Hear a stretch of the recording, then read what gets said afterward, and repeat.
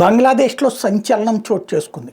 ఆ మధ్యన ఏదైతే ఇప్పుడు అమెరికా వాళ్ళు ఇచ్చినటువంటి ఆ యుఎస్ఏ డబ్బులతో అక్కడ జోక్యం చేసుకుని ఎవరైతే ఇప్పుడు ఉన్నటువంటి యూనస్ లాంటి వాళ్ళు వచ్చి చేరి హసీనా ప్రభుత్వాన్ని కుప్పకొల్చడం కోసం జరిగిన ఉద్యమాలు, పాకిస్తాన్ ప్రేరేపిత లేదా పాకిస్తాన్ అనుకూల ముస్లిం సామాజిక వర్గం వాళ్ళు అక్కడ ఈ యూనస్తో కలిసి చేసినటువంటి కుట్ర ఫలితం హసీనా దేశం విడిచి ఇండియాకు వచ్చేస్తే ఇప్పుడు అక్కడ కథ నడుస్తుంది. దాని మొత్తానికి లీడ్ రోల్ ఏంటది? ముందు మతపరంగా తీసుకురాల, విద్యార్థుల ఉద్యమం పరంగా తీసుకొచ్చారు.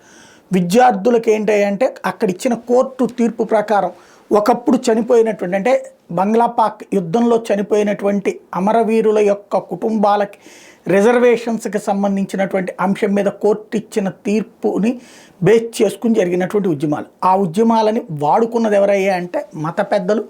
రెండవది యూనస్ లాంటి బ్యాచ్ చేసింది, సోరోస్ వెనక నుండి నడిపించినట్టు.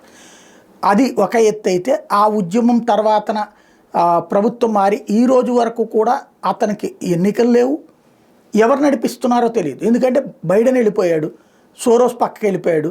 అయితే మొన్ననే ఆ సోరోస్ కొడుకు వచ్చి మరి అతను మళ్ళీ కలిసిపోయాడు. అంటే ఏదో జరుగుతోంది. ఇప్పుడు అక్కడ యూనస్ అయితే ఇంకా స్టిల్ ఆ ప్లేస్లో కూర్చుని ఉన్నాడు.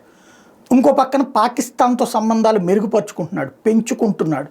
ఓ పక్కన ట్రంప్ వచ్చాక కూడా ఇదంతా జరుగుతుంది. ఇదంతా ఒక ఎత్తు అయితే అకస్మాత్తుగా ఏం జరిగిందో తెలియదు. కానీ అదే విద్యార్థులు ఇప్పుడు కొత్త ఉద్యమం ప్రారంభించారు.